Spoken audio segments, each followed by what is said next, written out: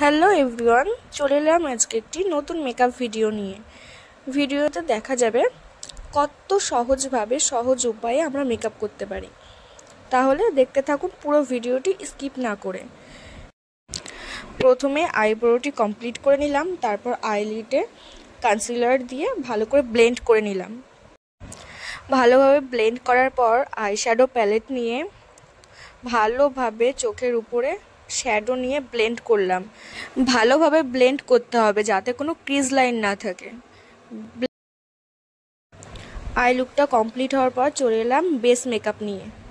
ফেসটা ভালোভাবে ক্লিন করার পরে ময়শ্চারাইজার, প্রাইমার আর NYX স্টোভ ক্রিমটা লাগিয়ে নিলাম।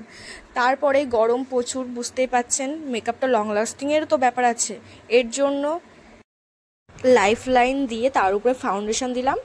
এবার তার উপরে হাইলাইট করে নিয়েছি। এবার লুজ পাউডার দিয়ে দিলাম যাতে মেকআপটা লং লাস্টিং হয়। তারপর একে একে কন্ট্রোল করে নিলাম, তারপরে ব্লাশ লাগিয়ে নিলাম।